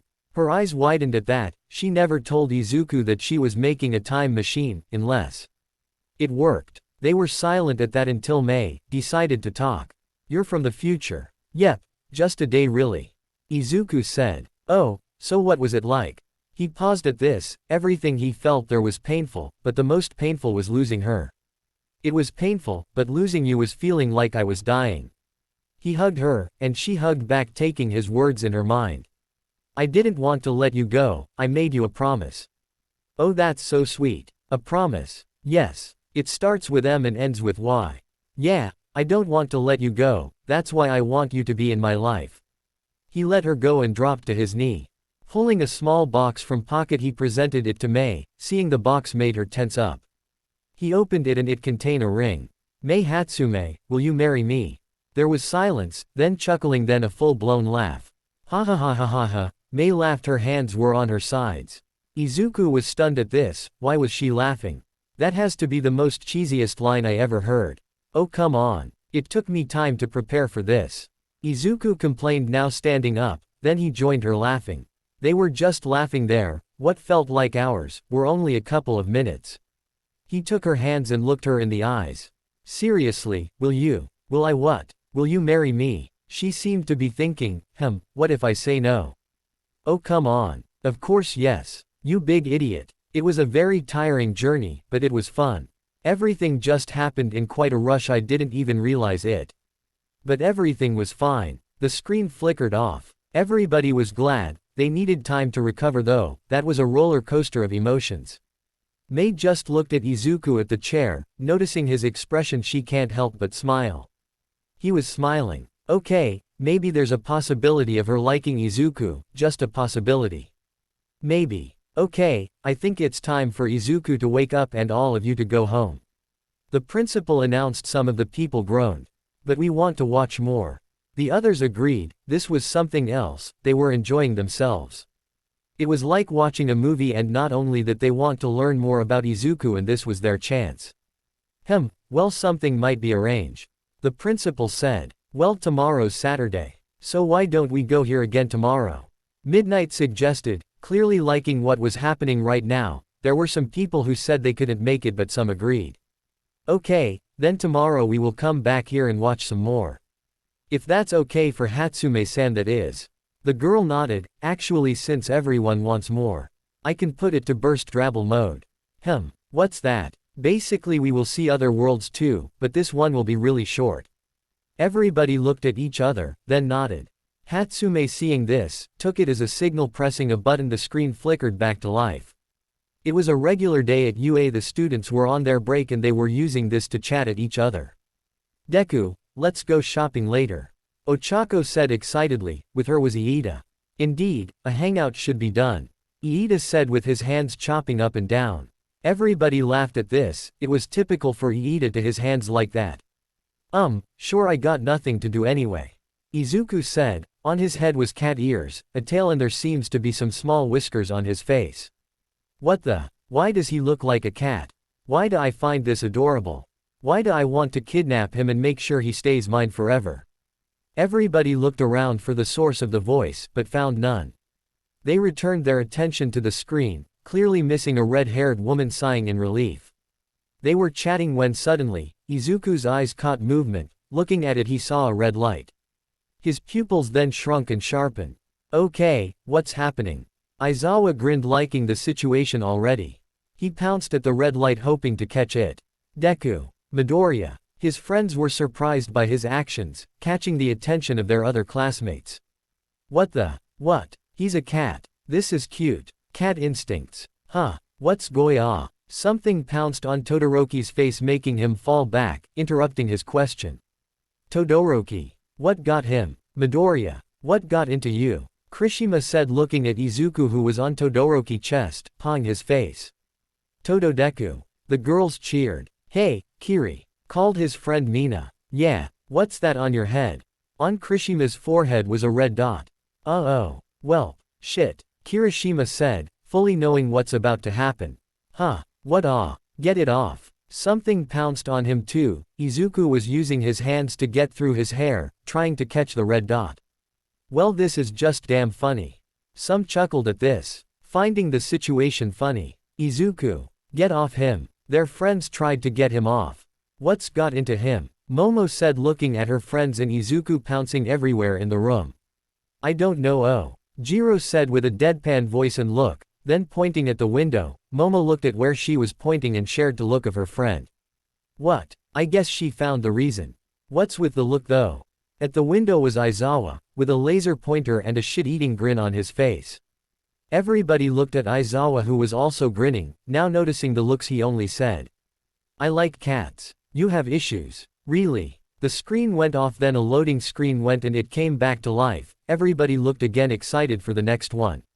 Okay, so how are all of you? Fine sensei. It was a good day for UA normal classes, normal everything. And well that's a lie. Why? Just watch. Due to recent activities of a certain villain. Quirks right now are all swapped. Wait what? They swapped. Well this is going to be interesting. Yep, someone tried to attack UA and in his last-ditch effort he tried to put smoke, and the result of that smoke got everybody's quirks all swapped. Oh, well shit then. Right now, we will try to know who has the other's quirks. Okay, sensei. We already know who has Midoriya's quirk. Aizawa looked at the empty seat. Mineta has Midoriya's quirk. Right now he's in the nurse office covered head to toe with bandages. Oh, why don't I feel sorry for him? Why am I glad? The poor boy accidentally tried to use Midoriya's quirk to destroy the woman's changing room. Now he was in the nurse's office because he didn't know how to use his quirk at all. Oh well boo-hoo. Yeah, poor bastard. Bakugo said with a lot of sarcasm in his voice. Now who has Mineta's quirk? Everybody looked at each other. If the dumbass's quirk is here then someone should have balls on their head, right? Bakugo asked. Everyone nodded but no one had that ability. True, no one seemed to have strange hair. Yeah, good. Everybody sighed in relief. Not really that happy to have Mineta's quirk. So meaning it's not on our class. Checking something on his clipboard he looked at the class. Moving on. Oh, I have Mina's quirk, said a girl who had red hair and pink skin. Everyone looked at her, still not believing who this was. It's me Toru. Wait what? Damn, she's hot. Yes, and I have hers. Said a floating clothing, but the voice sounded like Mina. Well, they switched. I guess what Mina looked like without pink skin will always be a mystery. Kaminari said looking down and the others followed. Why is my skin sounds like an ancient relic? Mina said hearing what her friends were saying. Okay, who's next? Who has mine? Bakugo yelled, looking at his classmates. Ka-Aiken you might want to calm down. Said Izuku trying to calm down his best friend. Don't tell me what to do Deku. Don't tell me what to do Deku. Slamming his hands on his desk. Ice then sprouted at Izuku's desk. Ice. Well he has Todoroki's quirk. This of course got Izuku startled. He raised his hands in alarm but. Boom. Asterisk. Silence was met inside the room. Well, now we know. An explosion came out of his hands. Silence came and they just stared. Bakugo was silent, his eyes were hidden by his hair. Ka-chan. Deku. Ka-chan I'm sorry. Boom. Asterisk. I'll kill you for that. Yep, just a normal day. Yeah, a normal day for Class 1A, said Sato, the others nodded their heads. The screen had a loading screen again. Then it played. It was a sunny day, students attending their own rooms. Class 1A was busy chatting waiting for homeroom to start. Hey, wait where's Deku? Ochako asked looking for her friend Crush. Ochako blushed at that, wanting to shrink on her chair. Indeed, it's unlikely for him to be this late. Iida said, worried that his friend was not here. Typical Iida. You think something has happened to him. Who cares about Deku? Bakugo said feet on his desk. Get your feet off the desk Bakugo-san. Scolded Iida. Everybody laughed, while Iida blushed. The door opened and everybody was seated immediately. Aizawa was walking towards the table, carrying a yellow bag. Is that Deku's? Why does he has Deku's bag? Asked Ochako. Good morning class, he said putting the bag to the desk. I have an assignment for you. The students tensed at this. Take care of him for a while. The students gave their sensei questioning looks. Aizawa opened the bag and grabbed something. They were shocked to see what he pulled out. Him. Putting it at the table it was Izuku, a small Izuku. Deku. He's so cute, exclaimed the girls in their minds. This was damn cute for them. Deku. He's so cute. The girls was shocked to have their minds thought the same thing once seeing little Izuku. There has been an accident earlier and Midoriya here got caught into the crossfire. Izuku fidgeted a bit, then raised his hands. Hey everybody. Even his voice is cute. Oh my god, that's so cute. Sensei, how did this happen? Ojiro asked, not believing his classmate was this small. Well, flashback. Midoriya was walking towards his classroom when suddenly, boom, asterisk, an explosion came and everything was pink. How unlucky is he to be caught in this crossfire? Well, we are a magnet of trouble. No, we aren't. Really? Yeah, it's only our first year and everything is shit. Damn it, Midnight, what did you do? Aizawa asked, coughing. Well, I was just testing something, I didn't know it would explode. Midnight said, looking at the door that was blasted out of its hinges. Well, ow. A pained voice said. Aizawa heard this and know whose voice was that. Midoriya, Aizawa said, lifting the door to free his student. Are you okay? Taking the door out, he was surprised at what he saw. Yes, sensei. In front of him was a chibi version of Midoriya. Midoriya, yo. Oh my god, aren't you adorable? Midnight said, taking Midoriya and hugging him to her chest. Everybody jumped at the volume of the voice. Midnight, though, was having some thoughts about this. Oh, I want to cuddle you, to kiss you, to spoil you, to lock you up, to keep you forever and ever. Midnight rambled, but was interrupted when a cloth wrapped around Izuku. I don't think it's a good idea to leave him with Midnight. Snipe commented and the other teachers agreed at this. Midnight ignored at this, too busy with her thoughts. No, Midnight, control yourself, Aizawa said, Izuku on his hand, with a dizzy expression. Oh, but isn't this my fault? I should take responsibility, right? She said, trying to put an excuse to get him back, and probably keep him. How about a no? No. Yeah. What he said. Flashback end. And that's what happened. Everybody listened in and looked at Midoriya again, who was on the edge of the table with his legs dangling. Oh my god, that's adorable. So true. I agree. I want him. Restrain yourself. So I trust that you can take care of him, since you all share dorms. The students nodded and went on their day. The day went on strangely. 1. They keep bumping into Midnight. I wonder why. I think we need to get Izuku out of Midnight's reach after this. 2. When they went to the cafeteria for lunch, Izuku, because he has little legs now, can't actually walk towards there on his own. So he had his friends help him. He sat on top of Todoroki's head. That's cute. Deku. Reaching the cafeteria, well, there were times where they lost Izuku, and found him either in someone's table or inside another person's bag. Oh, well, that's kidnapping. I wouldn't blame them. True. The guys were now worried for Izuku, seeing how every girl reacts. I don't know if he's lucky or unlucky. Class was finally over and Izuku was faced with a problem. He can't carry his bag.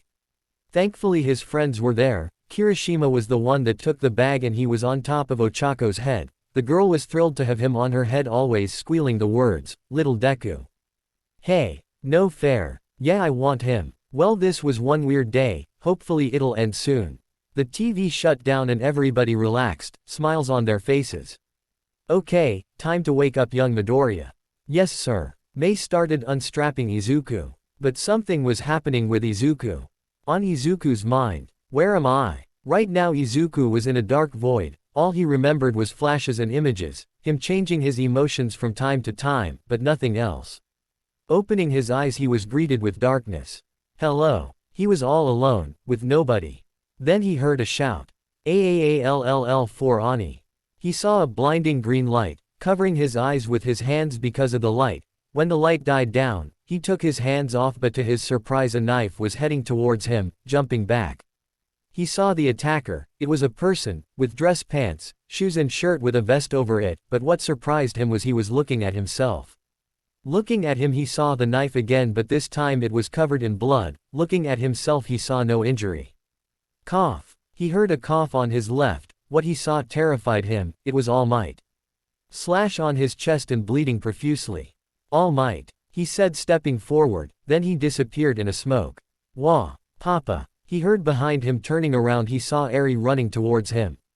Eri. What are yo? He stopped when Eri suddenly disappeared. What's going on? Izuku, wake up. Izuku. Huh. Opening his eyes again he saw everybody. There were some standing up and preparing to leave. The one that was shaking him was Mei. "Hey, are you okay?" He began to think on what he just saw, but everything came out blank. He couldn't remember, but he knew something was there. "Yeah, I'm fine. That's all for now. If you enjoyed then please like, share and do comments.